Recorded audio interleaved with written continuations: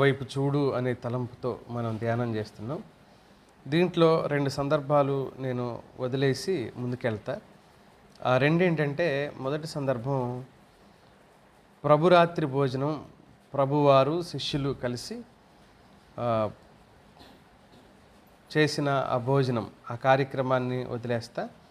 రెండవది శిష్యులు ప్రార్థించిన సందర్భాన్ని వదిలేస్తా. ఇవి నేను వచ్చే వారం చెబుతా. కాస్త ముందుకెళ్తే యేసుక్రీస్తు ప్రభువారు బంధించబడిన రాత్రి గురించి మనం ఈ పూట మాట్లాడుకుందాం. మత్తయి రాసిన సువార్త 26వ అధ్యాయం 47 నుంచి 56 వరకు ఉన్న భాగాన్ని మనం చదివి ధ్యానం చేసే ప్రయత్నం చేద్దాం. ఆ సందర్భంలో ఉన్న ఆ ముందున్న సందర్భాలను వదిలేస్తాను అని అంటే చెప్పనని కాదు, శనివారం ఒకటి, ఆదివారం ఒకటి మనం మాట్లాడుకునే ప్రయత్నం చేయొచ్చు ఆ రెండింటి గురించి. ఆ ఉద్దేశంతో దాన్ని వాయిదా వేస్తున్నాము. ఈ పూట 47వ వచనం నుంచి 56 వచనం వరకున్న మాటలు నేను చదువుతాను, వినండి. ఆయన ఇంకను మాట్లాడుచుండగా 12 మందిలో ఒకడొక యూదా వచ్చును. వానితో కూడా బహుజనము కత్తులు గుదియలు పట్టుకొని ప్రధాన యాజకుల యొద్ద నుండి ప్రజల యొద్ద నుండి వచ్చెను. ఆయనను అప్పగించువాడు నేను ఎవరిని ముద్దు పెట్టుకుందునో ఆయనే యేసు, ఆయనను పట్టుకుండని వారికి గుర్తు చెప్పి వెంటనే యేసునొద్దకు వచ్చి, బోధకుడా నీకు శుభమని చెప్పి ఆయనను ముద్దు పెట్టుకొనెను. యేసు, చెలికాడ నీవు చేయవచ్చినది చేయమని అతనితో చెప్పగా, వారు దగ్గరకు వచ్చి ఆయన మీద పడి ఆయనను పట్టుకునిరి. ఇదిగో, యేసుతో కూడా ఉన్న వారిలో ఒకడు చెయ్యి చాచి కత్తి దూసి ప్రధాన యాజకుని దాసుని కొట్టి వాని చెవి తెగనరికెను. యేసు, నీ కత్తి వరలో తిరిగి పెట్టుము. కత్తి పట్టుకుని వారందరూ కత్తి చేతనే నశింతురు. ఈ సమయమున నేను నా తండ్రిని వేడుకొనలేననియు, వేడుకొనిన ఎడల ఆయన 12 సేన వ్యూహముల కంటే ఎక్కువ మంది దూతలను ఇప్పుడే నాకు పంపడనియు నీవు అనుకొనుచున్నావా? నేను వేడుకొనిన ఎడల ఇలాగూ జరగవలన లేఖనము ఎలాగూ నెరవేరునని అతనితో చెప్పెను. ఆ గడిలోనే యేసు జనసమూహములను చూసి, బందిపోటు దొంగ మీదకి వచ్చినట్టు కత్తులతోనూ గుదేలతోనూ నన్ను పట్టుకొని వచ్చితిరా? నేను అనుదినము దేవాలయంలో కూర్చుండి బోధించుచున్నప్పుడు మీరు నన్ను పట్టుకొనలేదు. అయితే ప్రవక్తల లేఖనములు నెరవేరినట్లు ఇదంతయు జరిగినని చెప్పాను. అప్పుడు శిష్యులందరూ ఆయనను విడిచి పారిపోయిరి అనే మాటను మనం చదువుతాం. ప్రభువుని బంధించిన ఆ రాత్రి, ప్రభువు బంధించబడిన రాత్రి, ఆయన బంధించబడిన రాత్రి జరిగిన సంఘటన. జరుగుతున్న సంఘటనలు ప్రభువారు నిశితంగా పరిశీలన చేస్తూనే ఉన్నారు. ఏది జరగాలని దైవ చిత్తమయ్యుందో అది జరగటం కోసం ఆయన తనను తాను అప్పగించుకున్నాడు. అందుకనే ఆ సందర్భంగా ఆయన తొందరపడినట్లు కానీ, ప్రాధేయపడినట్లు కానీ, పరిగెడుతున్నట్టు కానీ ఏమీ కనిపించదు. నింపాదిగా అక్కడే నిలబడి ఉన్నట్లుగా మనం చూస్తాం. ద్రోహం చేసిన ఇస్కరియోతు యూదా ప్రభువుకి ద్రోహం చేసి తాను 30 వెండి రోకలు నాణ్యాలు సంపాదించుకుంటున్నాను అనుకున్నాడేమో, కానీ వాస్తవంగా అతడు తనను తానే మోసం చేసుకున్నాడు అన్న విషయం మనం లేఖనంలో నుంచి అర్థం చేసుకోగలుగుతాం. నేను 3 తలంపులు వీలైనంత త్వరగా మీతో మాట్లాడదలిచి ముందుకెళదాం మనం. దీంట్లో ప్రముఖంగా నలుగురు వ్యక్తులను మీ దృష్టికి నేను తీసుకొచ్చే ప్రయత్నం చేస్తా. మొదటి సందర్భం 47 నుంచి 50 వచనాల వరకున్న ఒక వ్యక్తి. ఆ వ్యక్తి చేసిన ఒక పని ఏంటి? ఆ వ్యక్తి చేసిన పని అని అంటే యోధా చేసిన ఒక ద్రోహం. వాస్తవంగా ప్రభు దృష్టిలో అది ద్రోహమేం కాదు. అతడు అలా చేస్తాడు అని తెలుసు.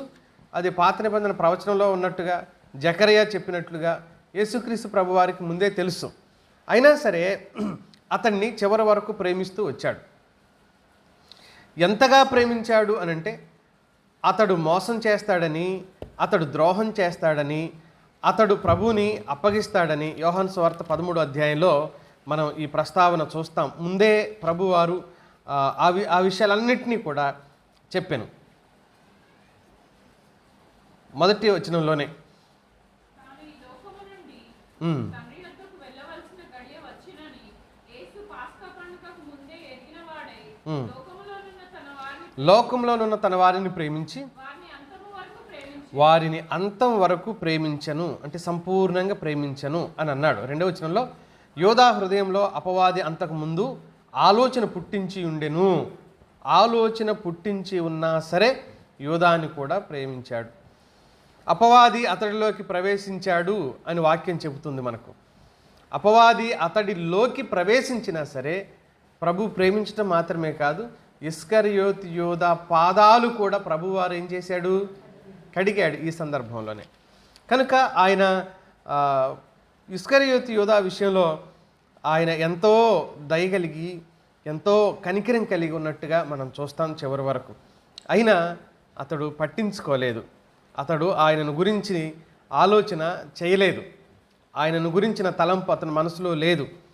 వాస్తవంగా ఇస్కరియోతు యోధా క్యారెక్టర్ ప్రభువు దగ్గర ఆ కొద్ది సందర్భంలో అంతకుముందు దొంగని, దోచుకున్నాడని రకరకాల లేఖన భాగాలు మనకు ఉన్నాయి. అవన్నీ వదిలేస్తే ఇస్కరియోతు యోధా యేసుని అప్పగించిన ఆ రాత్రి అతని ప్రవర్తన, ఆ రాత్రి అతని స్పందన ఒక విచిత్రం అనిపించిద్ది. అది ఏంటి ఆ విచిత్రం మీకు జ్ఞాపకం చేస్తాను నేను.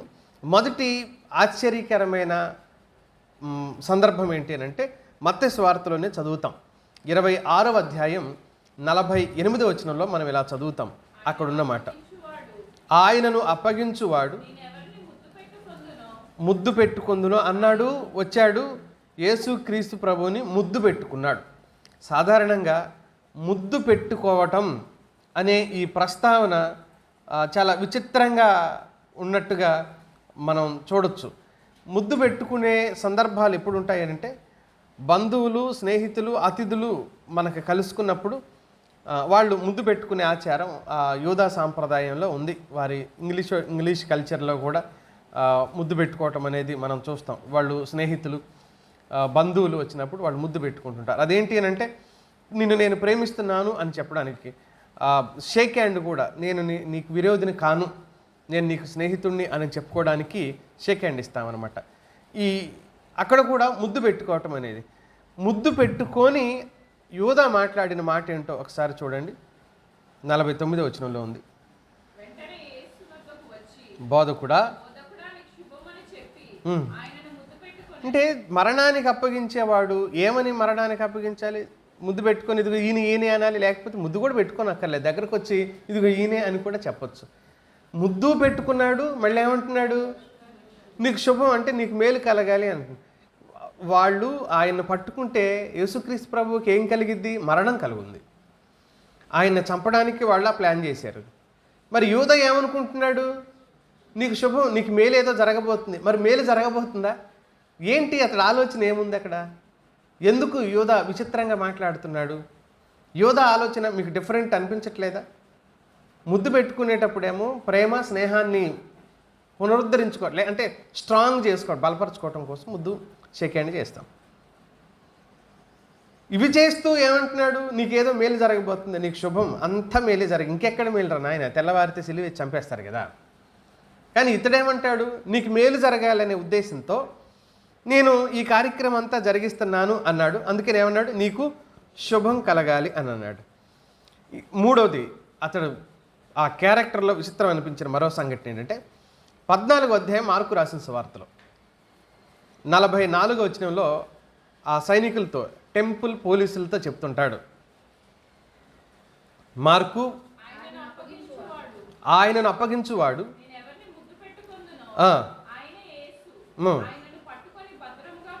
మళ్ళీ ఆ సైనికులతో ఏమని చెప్తున్నాడు? ఎలా తీసుకెళ్ళమంటున్నాడు? కొట్టొద్దు, తిట్టొద్దు, లేకపోతే రఫ్గా హ్యాండిల్ చేయొద్దు, చాలా జాగ్రత్తగా తీసుకెళ్ళండి అని చెప్తున్నాడు. అసలు ఈయన మెంటాలిటీ ఏమై ఉంటుందంటారు? ఈయన మెంటాలిటీ ఏంటి? ఇస్కరియోతు యోధా మెంటాలిటీ ఏంటి? ఇలాంటి ఆలోచనలు ఎందుకు కలుగుతున్నాయి ఇతనికి? ఈ సందర్భాల్లో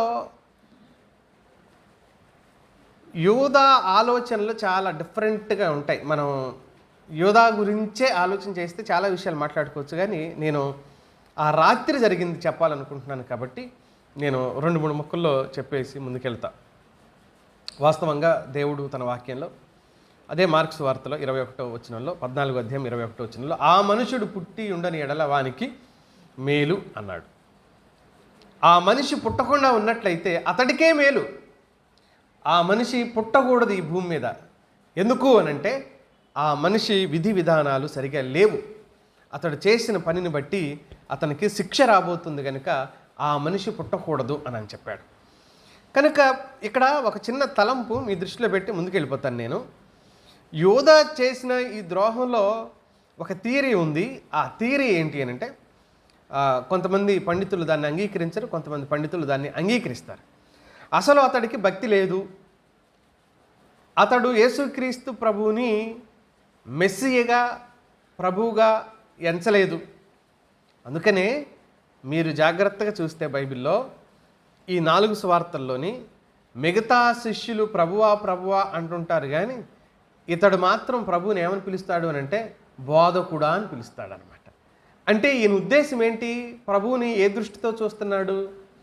జస్ట్ ఒక కామన్ ప్రీచర్గానే చూస్తున్నాడు ఇతన్ని, యేసుక్రీస్తు ప్రభువుని. ఇతడు సాధారణమైన ఒక బోధకుడు, యోధా మత బోధకుల కంటే జస్ట్ కొంచెం భిన్నంగా ఉన్నాడు ఈయన. ఏంటి ఆ భిన్నం? ఈయన స్వస్థతలు అద్భుతాలు లాంటివి చేస్తున్నాడు. ఈయన బోధ కూడా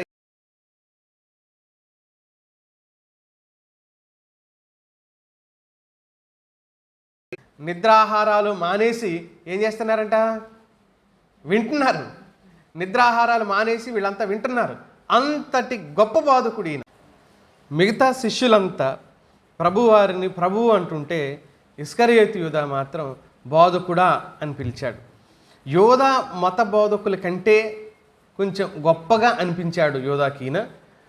జ్ఞానయుక్తంగా మాట్లాడుతున్నాడు. ప్రభు మాట్లాడుతుంటే ప్రజలు గంటలు గంటలు వింటున్నారు. కాబట్టి ఈయన ఒక ప్రత్యేకమైన బోధకుడు. ఈయన ప్రత్యేకమైన యూదా మత బోధకుల కంటే ప్రత్యేకమైన వాడు. అద్భుతాలు చేస్తున్నాడు, స్వస్థతలు చేస్తున్నాడు, ఇలాంటివి గొప్ప కార్యాలు చేస్తున్నాడు. కాబట్టి ఈయన ప్రత్యేకమైన బోధకుడు అనే భావన ఇతనిలో ఉంది. ఓ రకంగా ఇస్కరియోతు యూదా ప్రభుతో ఉంటే ఈయన రాజ్యం అంటున్నాడు. రోమా గవర్నమెంట్ని కూల్చేసి ఈయన రాజుగా అయిపోతాడేమో. ఇలా రాజుగా అయిపోతే ఆయన రాజ్యంలో నేను ఒక మంత్రి పదవి లాంటిది, ఫైనాన్స్ ఇతడి చేతిలోనే ఉంది కదా డబ్బులు, అప్పటి వరకు నన్ను ఒక ఫైనాన్స్ మినిస్టర్ చేస్తాడు అనుకున్నాడా? అవ్వాలి అని ఆశించాడా? కనిపెట్టాడు. కనీసం 3 సంవత్సరాలు పైబడి కనిపెట్టాడు. ఈయన బోధలు చేసుకుంటూ వెళ్ళిపోతున్నాడు తప్ప రాజ్య స్థాపన ఏం చేయటం లేదు. యోధాకి ఒకవేళ అనిపించి ఉండాలి. ఏమనిపించి ఉండాలి? పిల్లిని కనుక రూమ్లో వేసి కొడితే అదేం చేసిద్ది? తిరగబడి తిరుగుబాటు చేసి గీరి రక్కి అయినా పోద్ది అది. కనుక ఇంత ప్రభావం కలిగిన వాడిని కనుక సైనికుల చేత బంధించమని చెబితే అప్పుడు నన్ను బంధిస్తారా మీరు అని ఈయన విశ్వరూపం చూపించి, ఈయన శక్తిని చూపించి ఆ రాజ్యాన్ని కూల్చేసి ఈయన సొంత రాజ్యం స్థాపిస్తాడు అని ఒకవేళ ఇస్కరియోతు యూదా అనుకొని, అందుకనే నీకు శుభం కలగాలి, భద్రంగా తీసుకెళ్ళండి, ముద్దు పెట్టాడు. ఈ మాటలన్నింటినీ దానికి గనక మనం జోడిస్తే మనకేమర్థం అవుతుంది అని అంటే శరీర సంబంధంగానే అతడు ఆలోచన చేసుకుంటూ వచ్చాడు అనే ఒక థియరీ, జస్ట్ ఒక ఆలోచన అది. కొంతమంది పండితుల్లో ఉండిన ఒక ఆలోచన అది. కనుక ఇతడు ఇలాంటి ఆలోచనతోనే ప్రభువుని వెంబడించాడా అంటే అవునేమో అనుకునే సందర్భం లేకపోలేదు. అందుకనే ఇతన్ని ఈ పర్టిక్యులర్ ఈ సందర్భంలో మనం ఆలోచన చేస్తూ వచ్చినప్పుడు ఇలాగ ఆలోచన చేశాడు. కానీ దగ్గరగా ఉన్నాడు. ఇస్కరియోతు యూదా గురించి దుఃఖకరమైన సందర్భం ఏంటి అని అంటే ప్రభువుకి చాలా దగ్గరగా ఉన్నాడు, కానీ ప్రభు మనసులో ఏముందో అర్థం చేసుకోలేకపోయాడు. చాలాసార్లు మనలో ఎక్కువ మంది మందిరంలో ఉంటాము, మందిరానికి వస్తాము, వాక్యం వింటాము, వాక్యం చదువుతాం, కానీ దాంట్లో ఉన్న భావం తెలుసుకోలేక, దైవచిత్తం తెలుసుకోలేక శరీర సంబంధంగానే శరీర సంబంధమైన ఆలోచనతోనే కాలాన్ని గడిపి సమయాన్ని వ్యర్థం చేసుకునే వాళ్ళు చాలామంది ఉంటారు. 3.5 సంవత్సరాలు పైబడి ప్రభువుతో ఉండిన ఇస్కరియోతు యూదా సడన్గా తన ఆలోచనలో ఎలా మార్చేసుకున్నాడు అని అంటే ఆయన్నే బంధించి అంటే ఒకవేళ ప్రభు చావాలని కోరితే లేకపోతే తెగ తెంపులు చేసుకోవాలనుకుంటే జస్ట్ 30 వెండి నాణ్యాలకు ఎందుకు అమ్ముతాడు అతడు? 30 వెండి నాణేలు ఎందుకు కోరతాడు? ఒక బానిస ఖరీదు అది. ఒక బానిసను కొనాలన్నా విడిపించాలన్నా బానిస ఖరీదు ఏంటంటే ఆ రోజుల్లో కేవలం 30 వెండి నాణేలు. ప్రభువుని ఎవరిలాగా అమ్మాడు ఈయన అంటే ఒక బానిసను అమ్మినట్లుగా అమ్మాడు. అంత చీప్గా ఎలా అమ్మాడు? అంత చీప్గా ఎలా చేశాడు అంటే బహుశా ఇలాంటి ఆలోచన అతని మనసులో ఏదైనా స్వార్థపూరితమైన కుట్ర ఏంటంటే రాజ్యస్థాపన చేస్తాడేమో, వాళ్ళ మీద తిరుగుబడతాడేమో, తిరుగుబాటు చేస్తాడేమో, ఆ రాజ్యాన్ని కూల్చేస్తాడేమో అనే భావన ఒకవేళ చేశాడా? అందుకనే ఎందుకు ఇలా ఆలోచన చేస్తామంటే కొన్నిసార్లు అందుకనే ఇతడు ఆశించింది జరగలేదు, ఇతని ప్రణాళిక జరగలేదు, అంత ఫెయిల్ అయిపోయింది కాబట్టి ఉరిపెట్టుకొని చచ్చిపోయాడు. ఎవరు చావమన్నారు అతన్ని? ఒరే నిన్ను చంపేస్తామని శిష్యులు ఏమైనా వార్నింగ్ ఇచ్చారు ఆయనకి? నువ్వు కనబడిన సంగతి చెప్తామని ఎవరైనా అన్నారు అసలు? మరి ఎందుకు ఉరిపెట్టుకొని చనిపోయాడంటే ఇంతకాలం చేసిన ప్రణాళిక ప్రయాస అంతా బూడిదలో పోసిన పన్నీర్ అయిపోయింది. ఆయన ఏమీ విధులుచుకోవట్లేదు, సంఖ్యలు తెంచేసుకోవట్లేదు. సిలువ కొయ్యతోనే వాళ్ళందరినీ తలగొట్ట కొట్టాలి కదా. ఆయన ఎవరు అన్నట్టు గాంధీ గారి చేతులు కట్టి ఉంది కానీ ఎప్పుడు ఎవరిని ఒక్క దెబ్బ కూడా కొట్టలేదు అన్నట్టు ప్రభువారు ఆ సిలువ కొయ్యతోనే వాళ్ళని ఏమైనా చేయొచ్చు కదా. ఏం చేయలేదు, సైలెంట్గా ఉన్నాడు, మౌనంగా ఉన్నాడు, నెమ్మదిగా ఉన్నాడు, చనిపోయాడు. చివరికి యోధాకి అంత కన్ఫ్యూజ్ అయిపోయింది, గజిబిజి అయిపోయింది, అతడి మనసంతా కలవరం అయిపోయింది. నేను ఒకటంటే అనుకుంటే మరొకటి జరిగింది. ఇలాంటి ఒక నిరాశావాదం, ఒక నిరాశా భావం అతడిలోకి వచ్చింది. అతడు ఉరిపెట్టుకొని చనిపోయాడని తర్వాత అపోస్తుల కార్యగ్రంథంలో మనం చదువుతాం. ఆ తాడు కూడా వాడి కర్మగాలి తెగిపోయిందంట. ఏది? ఉరిపెట్టుకున్న తాడు. అది కొమ్మ మీద కూర్చొని చెట్టుకి వేసుకొని కొమ్మ మీద కూర్చొని దూకినట్టున్నాడు. మెడకు బిగించుకుంది, ఒక పక్కన దూకిన తర్వాత తాడు కూడా తెగిపోయింది. పడుతూ పడుతూ నడుముకి విరిగిపోయిందంట. పేగులు బయటకు వచ్చి చనిపోయాడంట. చాలా ఘోరమైన మరణం, వేదనకరమైన మరణం, ఒక శాపగ్రస్తమైన మరణం అతడు అనుభవించినట్లుగా మనం చూస్తాం. ద్రోహం చేస్తున్నాను అనుకొని, మోసం చేస్తున్నాను అనుకొని మోసపోయిన వాడు ఎవరంటే బైబిల్లో ఇస్కరియోతు యూదా. మోసం చేస్తున్నాను చివరి వరకు అనుకున్నాడు. తనకు కూడా తెలిసింది ఏమని? నేను మోసం చేయలేదు, మోసపోయాను అన్న విషయం కూడా అర్థమైంది. రెండవది, అందులో మోసం చేస్తున్నాను లేకపోతే తమను తాము మోసం చేసుకున్న మరొక గుంపు కూడా ఉన్నారు. వాస్తవానికి ఈ ముగ్గురు మోసం చేస్తున్నాం అనుకుని మోసపోయిన వాళ్ళే ఆ రాత్రి. రెండవ వర్గం ఎవరు ఆ రాత్రి అనంటే ఇస్కరియోతు యూదా తీసుకుని వచ్చిన గుంపు. ప్రభువుని పట్టుకోవడానికి మాట్లాడుచుండగా 12 మందిలో ఒకడొక యూదా వచ్చిన, వానితో కూడా బహుజన సమూహము కత్తులు గుదియలు పట్టుకొని ప్రధాన యాజకుల యొద్ద నుండి ప్రజల యొద్ద నుండి వచ్చారు. వాస్తవంగా అక్కడ సైనికులు అని ఉంటుంది కానీ మిగిలిన సువార్తల్లో సైనికులు కాదు వాళ్ళు వచ్చిన వాళ్ళు. ఎవరు అని అంటే వాళ్ళని టెంపుల్ పోలీసెస్ అంటారు. టెంపుల్ పోలీసులు అని అంటారు. అంటే దేవాలయ సంబంధమైన పోలీసులు అనొచ్చు వాళ్ళని, సంరక్షకులుగా ఉండేవాళ్ళు అని. ఎందుకు అని అంటే ఇక్కడ గవర్నమెంట్ నుంచి రాలా యేసుక్రీస్తు ప్రభువుని పట్టుకోవటానికి, గవర్నమెంట్ నుంచి రోమా సైనికులు రాలా ఆ రాత్రి ప్రభువుని పట్టుకోవడానికి. ఆ రాత్రి వచ్చింది ఎవరు? సైనికులు వచ్చి పట్టుకోవాలి అంటే వాళ్ళ దగ్గర కంప్లైంట్ పోవాలి, ఒక ఆధారం ఉండాలి, అప్పుడు వాళ్ళు పట్టుకోవడానికి రావాలి. కానీ అలా జరగలేదు ఇక్కడ. టెంపుల్ పోలీసులు అంటే ప్రధాన యాజకుల నాయకత్వంలో వాళ్ళు నడిపించే ఏమంటాం దేవాలయ నిర్వహణలో ఉన్నవాళ్ళు, కాపలాదారులు, వాళ్ళందరూ కలిసి గుంపుగా చాలామంది జనం వచ్చారంట. ప్రజలను కూడా రెచ్చగొట్టి, ప్రజలను కూడా రేపి తీసుకుని వచ్చారంట. యోధా వారి వెంట, దానికి యోధా నాయకత్వం వహించాడు. వాళ్ళందరినీ మెయింటెనెన్స్ చేయడానికి ప్రధాన యాజకుని దాసుడైన మల్కు నాయకత్వం, సైనికులకి నాయకత్వం లేకపోతే ఆ టెంపుల్ పోలీసులకి నాయకత్వం వహించాడు. ఆ వచ్చిన సిబ్బంది వాళ్ళందరినీ వెంటబెట్టుకొని వచ్చాడు. వాళ్ళందరూ వచ్చారు, ఆయన మీద పడి పట్టుకున్నారు అనే మాటను మనం చదువుతాం. చాలా బలవంతంగా ఆయన్ని పెడరెక్కలు విరిచి పట్టుకొని కట్టి తీసుకుని పోయినట్లుగా మనం చదువుతాం. అంతకుముందు వాళ్ళతో ప్రభు మాట్లాడిన విధానం కూడా మనం చూడొచ్చు. ఎంత ప్రేమగా మాట్లాడాడో యోహాను సువార్త 18వ అధ్యాయంలో చదువుతాం. వారితో ప్రభు సంభాషణ, ఒక ఆశ్చర్యకరమైన సంభాషణ చేశాడు ప్రభువారు. 4వ వచనం 3 నుంచి చదువుతాను చూడండి. కావున యోధా సైనికులను ప్రధాన యాజకులు పరిసయ్యులు పంపిన బంట్రౌతులను వెంటబెట్టుకొని దివిటీలతోనూ దీపములతోనూ అక్కడికి వచ్చెను. యేసు తనకు సంభవింపబోనవన్నీ ఎరిగిన వాడే వారి యొద్దకు వెళ్ళి, మీరెవరు వెతుకుచున్నారని వారిని అడిగిన. వారు నజరేయుడైన యేసునని ఆయనకు ఉత్తరమీగా, యేసు ఆయనను నేనే అని వారితో చెప్పెను. ఆయనను అప్పగించిన యోదాయు వారి యొద్ద నిలుచుండేని అనే మాట మనం చదువుతాం. ఆయన నేనే అని వాళ్ళతో చెప్పగానే వాళ్ళు వెనక్కి తగ్గి నేల మీద పడ్డారనే మాట మనం భయపడ్డారు ప్రభువుని చూడగానే. నేనే అని చెప్పగానే ఆ పదం, ఆ మాటకు వాళ్ళు భయపడ్డారు. యోహాను సువార్తలో మాటి మాటికి ఈ పదం రిపీట్ అవుతుంటుంది అనమాట. నేనే అనే పదాన్ని. నేనే అని ఎవరు మాట్లాడతారంటే యూదులకు బాగా తెలుసు ఆ పదం. నేనే పాత నిబంధనలో యెహోవా మాట్లాడిన పదాలు అవి.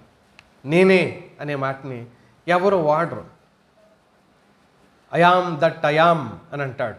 నేనే అని చెప్పుకోవడానికి నేనే అని చెప్తుంటాడు.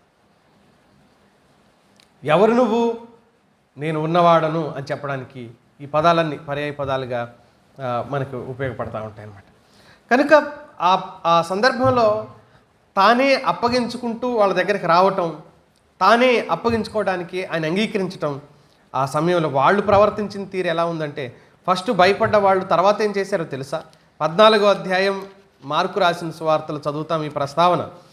మార్కు రాసిన సువార్త 14వ అధ్యాయం 21వ వచనం చూడండి.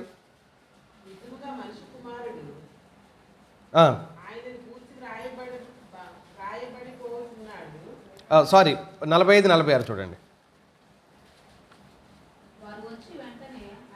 వాడు వచ్చి వెంటనే ఆయన యుద్ధకు పోయి, బోధకుడా అని చెప్పి ఆయన ముద్దు పెట్టుకొనగా వారు ఆయన మీద పడి ఆయనను పట్టుకునిరి. ఆయన మీద పడ్డారు అనే మాట.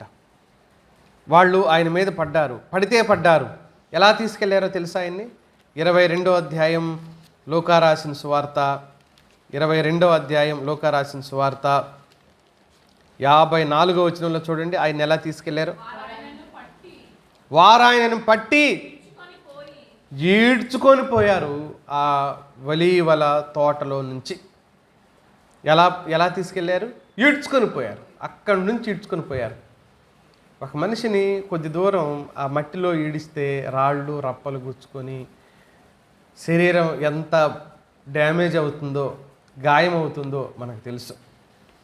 తోటలో నుంచి ప్రధాన యాజకుని మందిరం వరకు, అంటే ఇంటి వరకు ఈడ్చుకొని పోయారు అనే మాటను మనం అక్కడ చదువుతున్నప్పుడు ప్రభువు శరీరం ఎంత విలవిలలాడిపోయిందో అక్కడ ప్రారంభమైంది శారీరక హింస. ఆయనకు ఈడ్చుకొని పోయారు ప్రభువుని. వాళ్ళు ఏం పట్టుకొని బంధించి సినిమాల్లో చూపించేలాగా ప్రశాంతంగా ఇలా చేతులు కట్టేసి నడుచుకుంటూ పోయేదే చూపెడతారు, కానీ ఈడ్చుకెళ్ళింది ఎవడు చూపించడం లేదు కాదు. ఈడ్చుకెళ్ళారని చెప్తున్నాడు కాదు. ఆయన ఈడ్చుకొని పోయారు. ఆయన ఎంత రోధించిందో ఆయన శరీరం, ఎంత దుఃఖపడిందో ఆయన శరీరం. ఇంత కఠినమైన చర్య ఆయన పట్ల తీసుకోవటానికి తీర్పు రుజువు అవ్వకముందే, ఇప్పుడు అన్యాయపు తీర్పే జరిగింది, ఆ అన్యాయపు తీర్పు అన్న కంప్లీట్ కాకముందే ఈడ్చుకొని పోతున్నారు కదా. అప్పటి వరకు గాయపరచకూడదుగా ఒక నేరస్తుడిగా ఎంచబడిన వాడిని. అయినా సరే, అందుకనే ప్రభు విషయంలో జరిగిందంతా కూడా ఏంటంటే అన్యాయపు తీర్పు అని నేను చెప్తాం. వారు కూడా అనవసరంగా ప్రభు విషయంలో ఇలాంటి పని చేసి ద్రోహం చేసిన వారిగా మిగిలిపోయారు. రెండవ విషయాన్ని నేను జ్ఞాపకం చేస్తా, తొందరగా ముందుకు వెళ్ళిపోదాం. పేతురు మల్కు ఎక్కడ 51వ వచనం నుంచి 53వ వచనం వరకు ఉన్న భాగాన్ని మనం ఆలోచన చేయొచ్చు. ఏం జరుగుతుంది అక్కడ మనకు తెలుసు. 51వ వచనంలో యేసుతో కూడా ఉన్న వారిలో ఒకటి చెయ్యి చాపి కత్తి దూసి ప్రధాన యాజకుని దాసుని కొట్టి వాని చెవి తెగ నరికెను అనే మాట. పేతురు కత్తి అదొక పనికిరాని కత్తి, నిరుపయోగమైన కత్తి, ఉపయోగపడని కత్తి.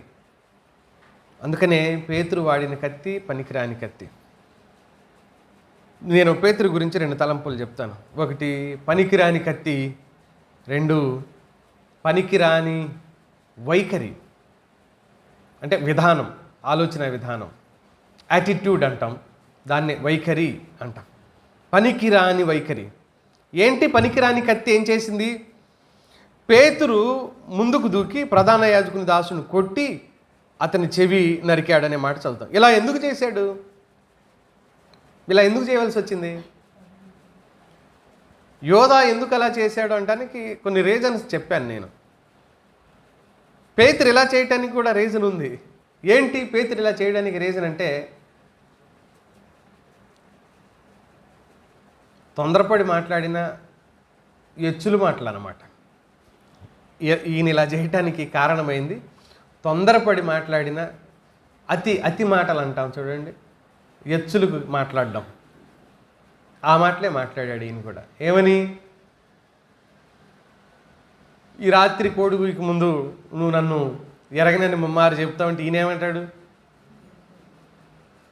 ఒకవేళ ప్రభువే ఆ మాట చెప్తున్నప్పుడు, ప్రభా అలాంటి పరిస్థితి నాకు రాబోతుందా, అది నాకు తప్పించు, అలా రాకుండా నాకు సహాయం చెయ్యి, మరి అలా అవ్వకుండా ఉండాలంటే నేనేం చేయాలి అని అడగాలి కదా ప్రభుని.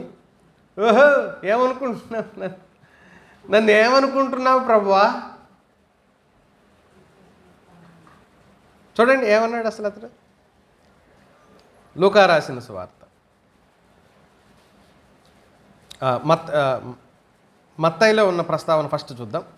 26వ అధ్యాయం 30 నుంచి 35 వచనం. 26వ అధ్యాయం 30 నుంచి. అంతట వారు కీర్తనలు పాడి ఒలీవల కొండకు వెళ్ళిరి. అప్పుడు యేసు వారిని చూచి, ఈ రాత్రి మీరందరూ నా విషయమై అభ్యంతరపడెదరు. ఎలాగనగా గొర్రెల కాపరిని కొట్టుదురు, మందలోని గొర్రెలు చెదిరిపోవునని వ్రాయబడి ఉన్నది కదా. నేను లేచిన తర్వాత మీకంటే ముందుకు గల్లేకి వెళ్ళేదను. అందుకు పేతురు, అందరూ మెదలకుండా ఉండారు, ఆలోచనలో పడ్డారు. ఓహో మేమంతా చెదిరిపోతామా, ఈయన ఆలోచన లేదు పాడలేదు. ఏమంటున్నాడు? నీ విషయమై అందరు అభ్యంతరపడినా నేను మాత్రం అభ్యంతరపడనని. బోరి నాయన, మీ అభ్యంతరం సంగతి తర్వాత, అందరు మామూలుగా అభ్యంతరపడతారు, నువ్వైతే ఏం చేస్తావో తెలుసా అని చెప్పాడు.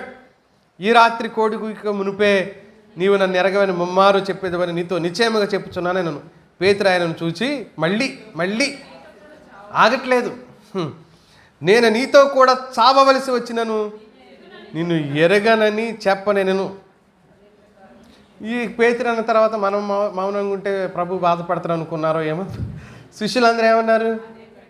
అందరూ చెప్తున్నారు ఇక ఏమని, నీకోసం అవసరమైతే మా ప్రాణమైన ఇస్తాం కానీ ప్రభు నిన్ను మాత్రం ఎరగను కాదు, విడిచిపెట్టి పోము, నీతోనే ఉంటాం. ఇంకా ఎరగనని అంత మాట మేమెందుకు అంటాం? ఆ మాటే అనం మేము మీతోనే ఉంటాం ప్రభువా, నువ్వే మా ప్రాణం ప్రభు, నువ్వు లేక మేము లేము ప్రభువా అని ప్రభువుతో చెప్పారు. కానీ 56 వచనం చివరి లైన్లో ఏముందో చూడండి. 56 వచనం. కొందరా అందరూ ఏమైపోయారు అప్పుడు? మరి అందరూ ఏమని చెప్పారు ఇక్కడ? నిన్ను ఎరగనని అనము, మేము పారిపోము అంటే చెదిరిపోతారు అన్నాడు కదా ప్రభు ఆ పై వచనంలో. చెదిరిపోతారు, నా విషయమే అభ్యంతర పడతారు అని అంటే, పేతురు అన్న మాటకి వీళ్ళు కూడా ఏమంటున్నారు? నో, మేము అసలు అభ్యంతర పడటం కాదు, పారిపోవటం కాదు అని అందరూ అన్నారు. కానీ అందరూ ఏమయ్యారంటుంది వాక్యం, అందరూ పారిపోయారు. ఇప్పుడు పేతురు కత్తి తీసుకోవటానికి వచ్చిన అవసరం ఇదే. ఇది మొదటి అవసరం. రెండో అవసరం లూకా సువార్తలో చదువుతాం, 22వ అధ్యాయం 33వ వచనం. అంత స్ట్రాంగ్గా చెప్పాను కదా మరి నేను. అయితే అతడు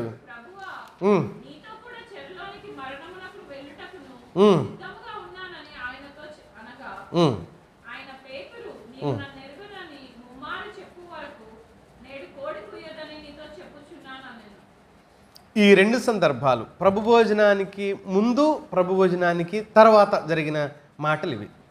ఈ రెండు సందర్భాలలో పేతురు ఏమంటున్నాడు అని అంటే, నిన్ను ఎరగనని అనను, అవసరమైతే జైల్లోకి వస్తా, అవసరమైతే ప్రాణం ఇస్తా అని అన్నాడు కదా. ఇప్పుడు శిష్యులందరూ ఉన్నారు, ప్రభు ఉన్నాడు.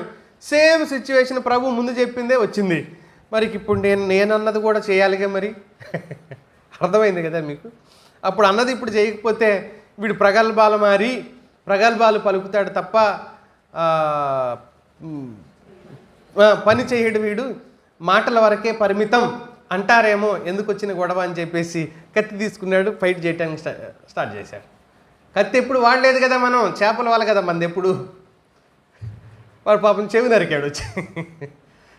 సాధారణంగా యుద్ధాలు చేసేవారు చెవులు, ఏళ్ళు, ముక్కులు కొత్తారా? తలలు లేచిపోవాలి కదా కత్తి తీసుకునేవాడు.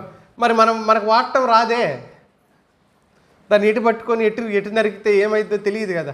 ఆవేశం వచ్చింది, దూకాడు, అది తీశాడు, వేసాడు. మరి అంత కరెక్ట్ చెవి ఎలా తెగిందో నాకు అర్థం కాదు, కానీ మొత్తానికి చెవి తెగి కింద పడిపోయింది.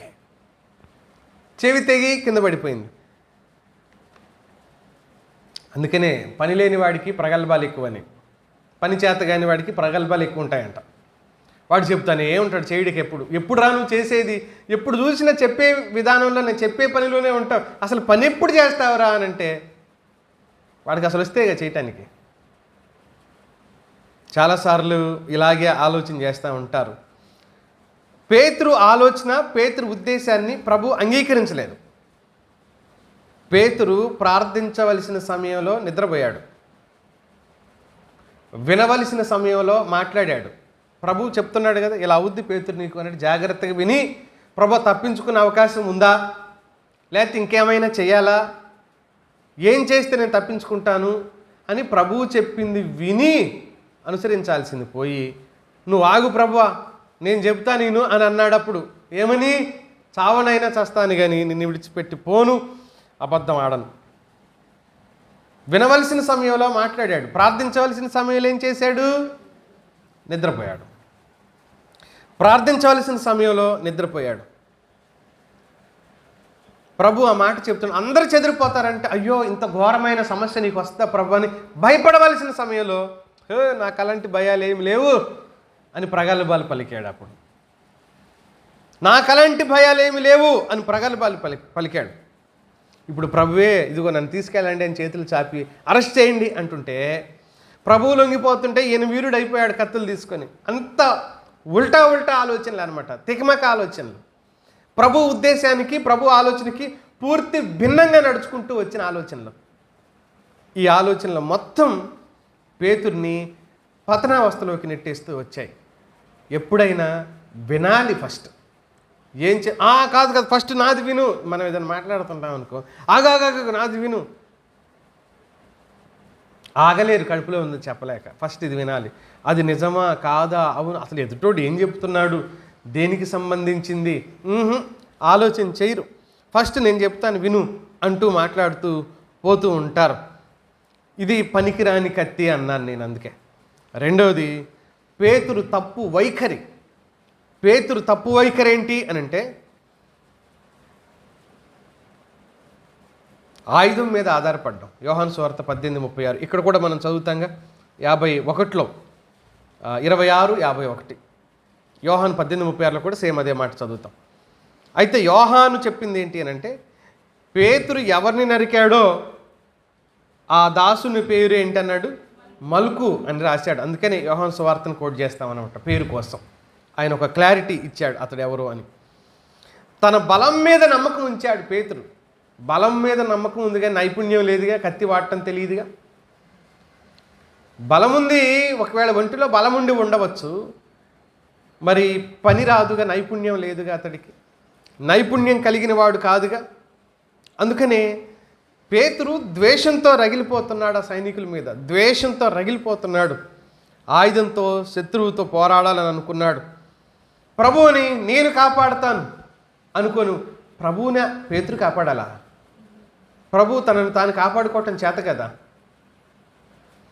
ప్రభువుని కాపాడాలనుకో. అందుకని ఆయుధం తీసుకున్నాడు.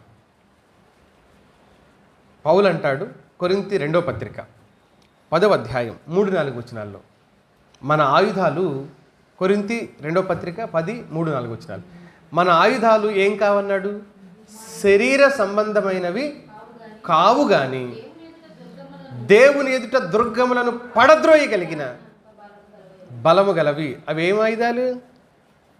శరీర సంబంధమైనవి కావు. కానీ పేతురు శరీర సంబంధమైన ఆయుధం తీసుకొని ప్రభువుకే హెల్ప్ చేస్తాను నేను అని బయలుదేరాడు. ప్రభువుకు సహాయం చేస్తాను అని చెప్పి బయలుదేరాడు. ప్రభువా నేను నీకు సహాయం చేస్తాను, నేను నీకు సహాయం చేయకపోతే సహాయం చేసేవాళ్ళే లేరు ఈ ప్రాంతంలో అనే ఆశతో, ఆలోచనతో వచ్చాడు. అయితే ప్రభు వెంటనే పేతురుతో మాట్లాడుతున్నాడు, 51 నుంచి 54 వచనాల్లో, నీ సహాయం నాకు అక్కర్లేదు అన్నట్టుగా, నేను తండ్రిని వేడుకొనలేనా? వేడుకుంటే ఏం జరిగిద్దమ్మా? 12 సేనా వ్యూహముల సైన్యము పరలోకము నుండి దిగి వస్తారు కదా, పంపడని నువ్వు అనుకుంటున్నావా? ఒకవేళ నేను అడిగితే,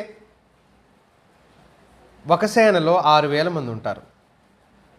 ఒక సేనలో ఎంతమంది ఉంటారు? 6,000 మంది ఉంటారు. ప్రభు అంటున్నాడు, ఒకవేళ నేనే గనక వేడుకుంటే, తండ్రిని ప్రార్థిస్తే, నువ్వు నీ కత్తి వరలో ఉంచు, నరకటం రాక చెవే నరికినావు, నువ్వేం కాపాడుతావు ఇంక నన్ను? నేను ఇప్పుడు కాపాడబడాలి అని అనుకుంటే, ఒకవేళ నేను తండ్రిని అడగలేనా, తండ్రి పంపు, వీళ్ళు నన్ను చుట్టుముట్టారని చెబుదును కదా. 12 అంటే యోధాన్ని తీసేస్తే ప్రభుతో కలుపుకుంటే ఎంతమంది వాళ్ళంతా? 12 మంది. ఇప్పుడు 12 మంది శిష్యుల్లో యోధా లేడనుకోండి, 11 మంది శిష్యులు, ప్రభు 12 అంటే మనిషికి 6,000 లెక్కన వ్యూహాల ప్రకారంగా దూతలు వస్తే మొత్తం ఎంతమంది అవుతారు? 6,000 × 12 లేకపోతే 12,000 × 6, 6,000, 72,000. 72,000 మంది సైన్యం భూమి మీదకి దిగి వస్తారు. ఎవరాళ్ళు? దూతలు. వచ్చేవాళ్ళు ఎవరు? దూతలు. ఒక్క దూత ఎంత శక్తిమంతుడు అని అంటే, రాజులు 2వ గ్రంథం 19వ అధ్యాయం 37వ వచనం చూద్దాం.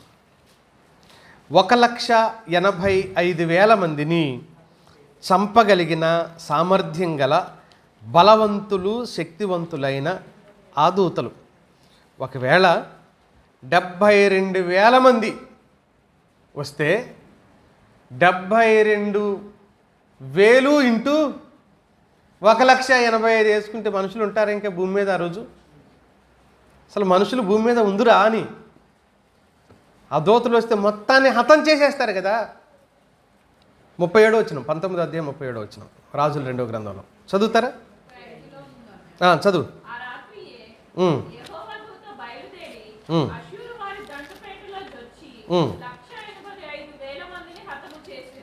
లక్ష 85,000 మందిని హతం చేశారు ఆ దూతలు అనే మాట.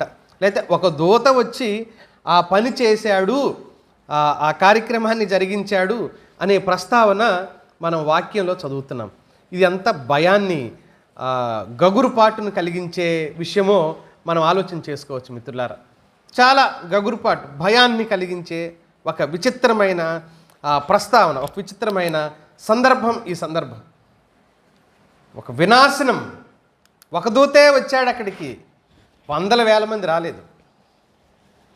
ఇప్పుడు ప్రభు అంటున్నాడు, అలాంటి వాళ్ళు ఎంతమంది వస్తారు? 72,000 మంది వస్తారు. కానీ ప్రభు నేను అడగట్లేదు. ఎందుకు అడగట్లేదు అని అంటే, 54వ వచనంలో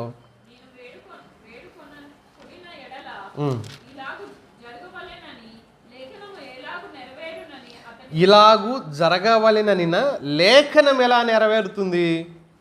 లేఖనం నెరవేరాలి కాబట్టి నేను అలా అడగడం లేదు, దేవుని చిత్తానికి నేను అప్పగించుకున్నాను. నువ్వెందుకు అప్పగించుకోవు అని పేతురుకి చెప్తున్నాడు. చాలాసార్లు స్వంత నిర్ణయాల వల్ల మనం నష్టపోతూ దేవుడికి అవమానం తెచ్చే సందర్భాలు చాలా ఉంటాయి. అలా జరగటానికి వీలు లేదు, ఇదే కరెక్ట్ అండి, ఇదే నిజమండి, నువ్వు చెప్పినట్టుగా జరిగితే, లేదా వాక్యంలో ఉండొచ్చునేమో కానీ అలా జరిగితే మాకు చాలా నష్టం. ఓ దైవ సేవకుడు చెప్తున్నాడు నాతో, సంఘానికి నమ్మకంగా వచ్చే ఒక మంచి కుటుంబం, సంఘానికి నమ్మకంగా వస్తారు, దశమభాగాలు ఇస్తారు, చర్చి కార్యక్రమాల్లో పాలు పొందుతారు, చాలామందిని సంఘానికి రావటానికి వాళ్ళు మోటివేషన్ చేస్తారు, చాలా ఉపకారంగా సేవకునికి, సంఘంలో ఉన్న పేదవాళ్ళకు కూడా ఉపకారంగా ఉంటారు. అంత మంచి కుటుంబం. వాళ్ళ పాప పెళ్లి చేయడం కోసం ఓ సంబంధాన్ని చూశారు.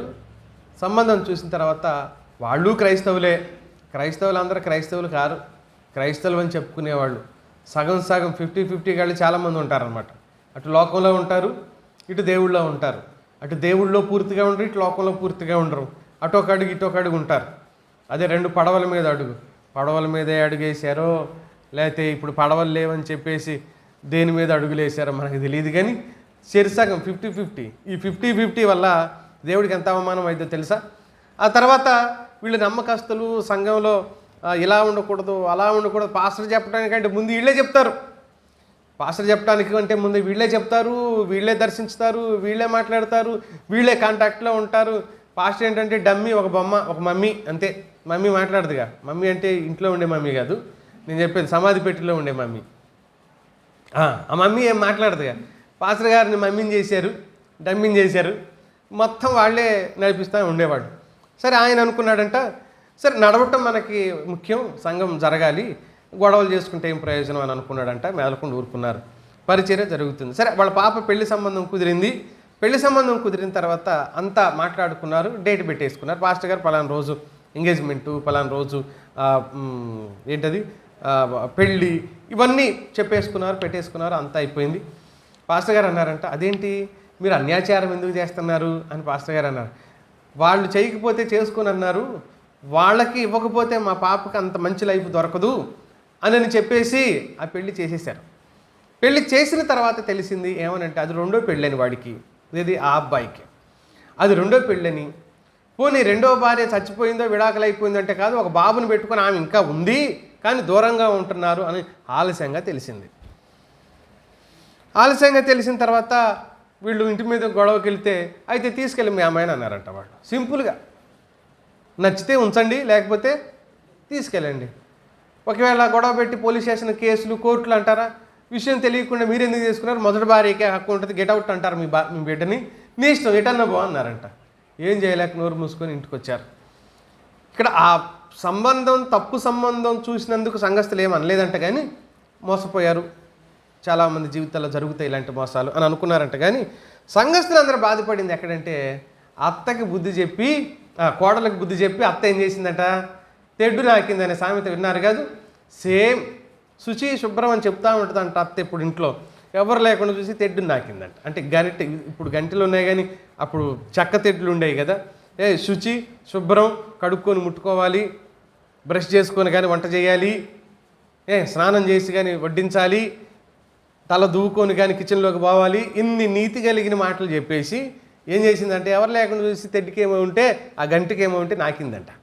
ఆ టైపు మాకు చెప్పారు కదా మీరు, ఇది చేయకూడదు అది చేయకూడదు, పసుపు ఆడకూడదు, కుంకుమ ఆడకూడదు, గాడిద గుడ్డు ఆడకూడదు అని చెప్పారు కదా మాకు. మా పెళ్ళిళ్ళలో సగం సగం మారిన మాకే ఇన్ని ఆంక్షలు పెట్టారు, ఇన్ని రూల్స్ విధించారు, మీరు చేయాల్సినవి మీరు చేశారు, మీరు ఇలాంటి వాళ్ళే, మీ దేవుడు ఇలాంటి వాళ్ళు, సంఘానికి మొత్తం మానేశారంట. సంఘానికి మొత్తం మానేశారు. ఆయన ఏడుస్తూ చెప్పాడు ఈ మాట, వాళ్ళు చేయబట్టి నీ సంఘం ఎందుకు పోద్దని మేము అడుగుతాం. లేదు లేదు మీకు కథ చెబితే అర్థమైంది అని స్టోరీ అంతా ఏడుస్తూ చెప్పాడు ఆయన ఏడుస్తూ చెప్పాడు. మిత్రులారా, చాలాసార్లు దేవుని చిత్తం దాన్ని పక్కన పెట్టేస్తాం. మనకి ఏది లాభమో అదే అనుకుంటాం, మనకి ఏది మేలో అది మోసం చేయడానికైనా ఆగం, స్వార్థపరమైన విషయాలకైనా చేతులు చాపటానికి ఆగం, అన్యాచారాలు. నిన్నటి మధ్యాహ్నం కూడా ఆ ప్రస్తావన చేశాను నేను. హిందూ మతం యొక్క ఆచారాలు క్రైస్తవ్యంలోకి ప్రవేశించాయి అని. ఈ ఆచారాలు క్రైస్తవ్యంలోకి ప్రవేశించిన కారణం చేత ఇష్టానుసారం అయిపోయింది, కలిసిపోయింది. వీళ్ళు క్రైస్తవుల హిందువుల అని చెప్పడానికి మన బుద్ధి, మన భక్తి, మన బ్రతుకు ఇలాంటి పెళ్ళిళ్ళు లాంటి వ్యవహారాల దగ్గర బయటపడ. అసలు నువ్వు ఎవడవనేది, నువ్వు క్రైస్తవుడివా అన్యుడివా అని అనడానికి, అసలు నీకు మారు మనసు ఉందా, రక్షణ ఉందా లేదా అని చెప్పడానికి, నువ్వు యేసుక్రీస్తు ప్రభుని హృదయంలో మోసుకొని తిరుగుతున్నావా లేదా అని చెప్పడానికి పెళ్ళి రావాలి, నీ బుద్ధి బయటపడుద్ది.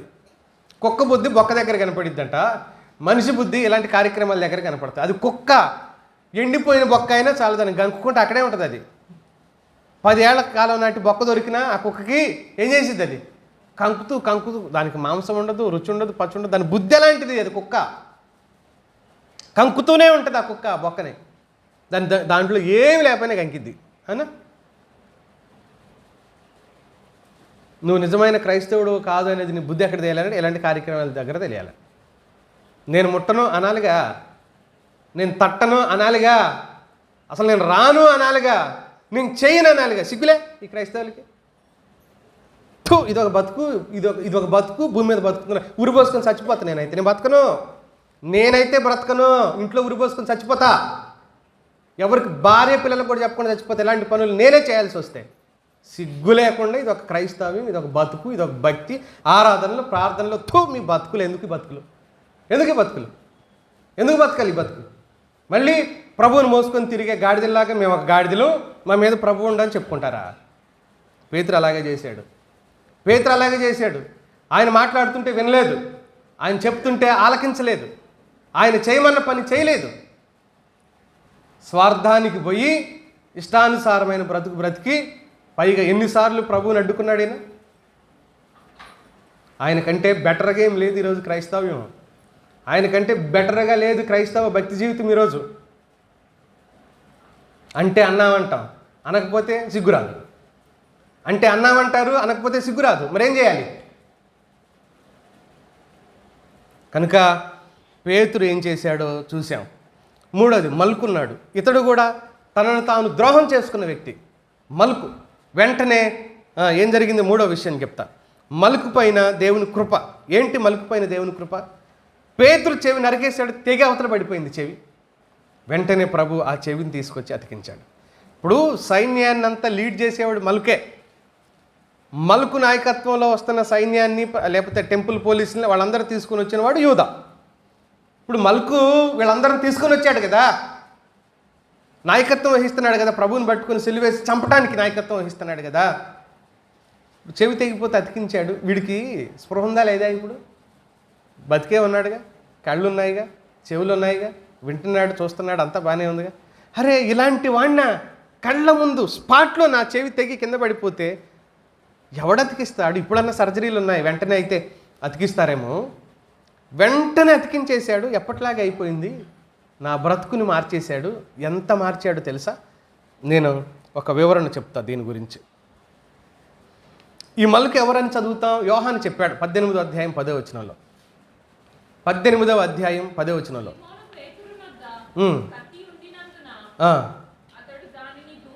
దానిని దూసి సేమ్ ఇదే మాట మత్తయిలో కూడా చూస్తాము. ఎవరంట ఇతడు? ప్రధాన యాజకుని దాసుడు. ఇతడు అధికారం కాదు, ప్రధాన యాజకునికి దాసుడు. ప్రధాన యాజకుని ఇంట్లో పనిచేసే ఒక దాసుడు ఇతడు. ఈ దాసుడు ఎలా అవుతాడు? అతడు దాసుడు అవ్వాలంటే ఏం చేయాలి అని అంటే నిర్గమకాండంలో చెప్పాడు. 21వ అధ్యాయం 10వ వచనంలో. 21వ అధ్యాయం 10వ వచనంలో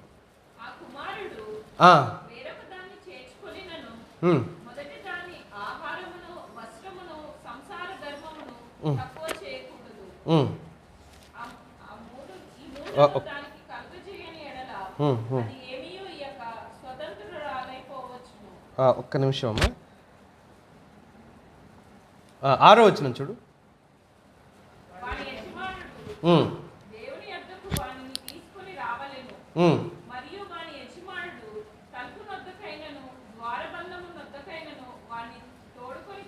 తలుపు నొద్దకైనను ద్వారబంధం నొద్దకైనను వాడిని తోలుకొని పోయి వాని చెవిని కదురుతో గుచ్చవలెను. తరువాత వాడు నిరంతరము వానికి దాసుడైన. దాసుడు అవ్వాలంటే జరగవలసిన ప్రాసెస్ ఇది. చెవిని గుమ్మం దగ్గర తీసుకెళ్ళి ఆ దర్వాజా ఉంది కదా, దానికి అంటించి రంధ్రం చేయాలన్నమాట. ఒక కదురుతో, పొడవైన తీగ లాంటి ఒక దానితో కదురుతో చెవికి రంధ్రం చేస్తాడు. రంధ్రం చేసినప్పుడు అది ఎప్పటికీ ఆ గాయం అలాగే ఉంటుంది, హోల్ అయి ఉంటుంది అనమాట చెవికి. మరి ఏ ప్రాంతంలో చేస్తారో మొత్తానికి అది ఒక హోల్ అయి ఉంటుంది అనమాట. ఎవడు చూసినా ఇతడు దాసుడు అని గుర్తించడానికి అదొక గుర్తింపు. చెవికి హోల్ అయి ఉంటుంది, రంధ్రం అయి ఉంటుంది. ఇప్పుడు పేతురు చెవి నరికితే తెగి అవతల పడిపోయింది. ఆ చెవి తీసి ప్రభువారు అతికించారు. అతికించగానే ఈ గాయం మానింది, ఆ గాయం కూడా ఏమైపోద్ది అప్పుడు మానింది. ఇప్పుడు దాసుడు కాస్త ఏమైపోయాడు? స్వతంత్రుడయ్యాడు. అతని గాయం ఎప్పుడైతే మానిపోయిందో స్వతంత్రుడిగా ఎంచబడిపోయాడు. ఇప్పుడు వీడికి బుద్ధి లేదు. ఆ గాయాన్ని ఎవడైనా ఆ రోజున్న వైద్యశాస్త్ర ప్రకారం ఈరోజు కూడా మానపగలరో లేదో తెలియదు, పూర్తి హోల్ని ఈ వేలు బట్టేంత హోల్ని మూసుకొచ్చేలాగా చేస్తారో లేదో నాకైతే తెలియదు, కానీ ఆ రోజున్న వైద్యశాస్త్ర ప్రకారం చేసే అవకాశమే లేదు. అలాంటి పరిస్థితుల్లో ప్రభు వెంటనే ముట్టి చూసుకోకపోయి ఉంటాడు. అతడు నొప్పి లేదు, ఇప్పుడు గాయం లేదు, పాత గాయం కూడా లేదు. నేను దాసుడు, నా బ్రతుకు మొత్తం నేను దాసుడుగానే ఉండాలి, కానీ ఈ హోలు దానంతట అదే మూసుకుపోయిన కారణం చేత నాకు విడుదలనిచ్చాడు, నాకు స్వేచ్ఛనిచ్చాడు నా ప్రభు అనుకొని, ప్రభువా నిన్ను పట్టుకోవడానికి వచ్చాను నేను, నిన్ను సిలువ వేయడానికి వచ్చాను నేను, నన్ను క్షమించు ప్రభువా అనొచ్చుగా మలుకు అన్నాడా? అనలేదు. తనకు తాను ద్రోహం చేసుకున్న వ్యక్తి మలుకు, తనకు తాను ద్రోహం చేసుకున్న వ్యక్తి మలుకు. మూడో విషయాన్ని చెప్పేసి నేను ముగించి ప్రార్థన చేసుకుందాం. మనం మూడో విషయానికి వస్తాను నేను. మొదటిది యోధా చేసిన ద్రోహం. దాంట్లో దేవాలయ సిబ్బంది, టెంపుల్ పోలీస్ అని అంటాం వాళ్ళని, వాళ్ళు కూడా మోసమే చేసుకున్నారు తమను తాము. యోధా తనను తాను మోసం చేసుకున్నాడు. పేతురు కూడా తనను తానే తొందరపాటు చర్యలు, నిర్ణయాలు దైవ చిత్తానికి భిన్నంగా ఆలోచించేయటం వల్ల తనకు తానే మోసం చేసుకున్నాడు. మల్కు తనను తానే మోసం చేసుకున్నాడు. కానీ యేసుక్రీస్తు ప్రభువారు దేవుని సార్వభౌమత్వానికి ఎలా అప్పగించుకున్నాడో 2 మాటలు చెప్పేసి నేను ముగించేస్తాను. దేవుని సార్వభౌమ చిత్తానికి అప్పగించుకున్నాడు. 55, 56 వచనాలు మత్తయి సువార్తలోనే.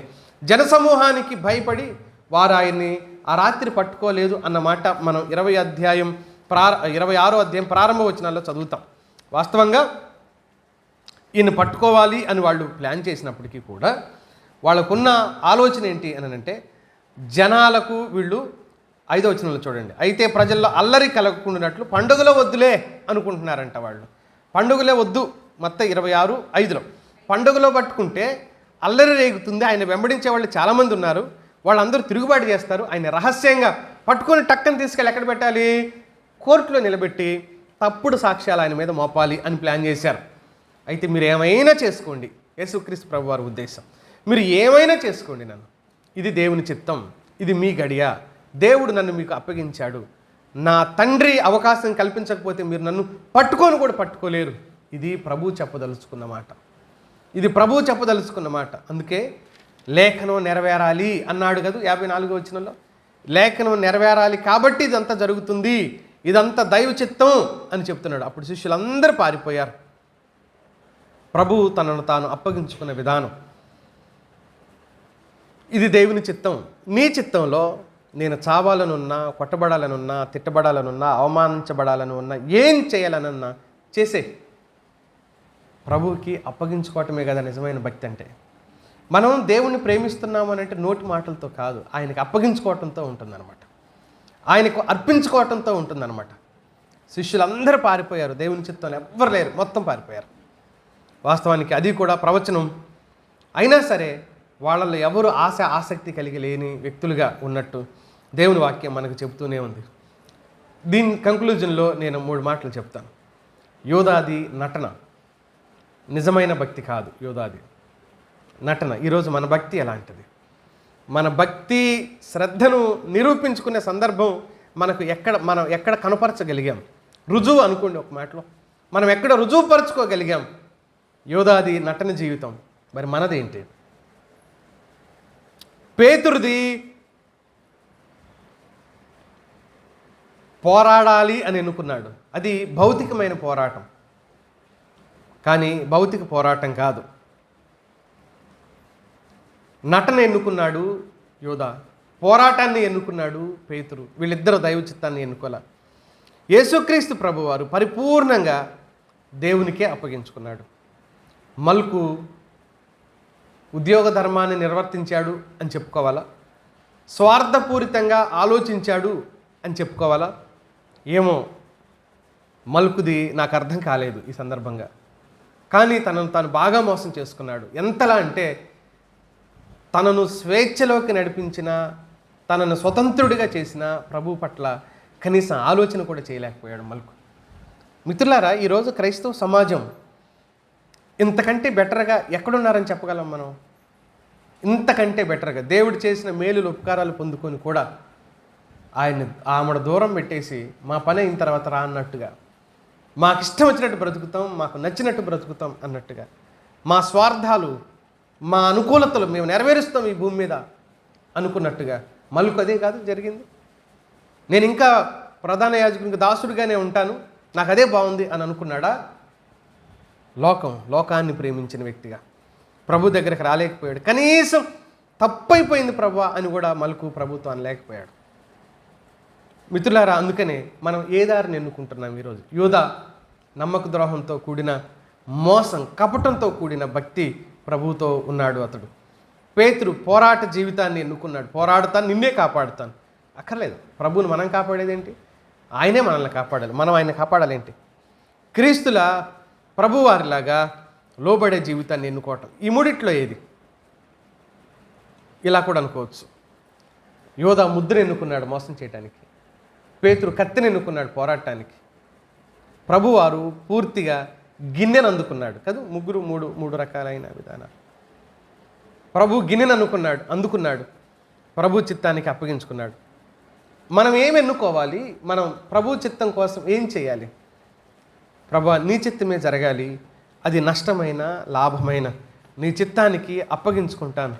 ప్రభువు బంధించబడిన రాత్రి ఆయన నేర్పించిన పాఠం అదే. దేవుని చిత్తం జరిగించబడాలి మన జీవితం ద్వారా అని. తలలు ఉంచుదాం. ఈ మాటలను బట్టి మనం ప్రార్థన చేసుకుందాం. దేవుని చిత్తం జరిగించబడాలా?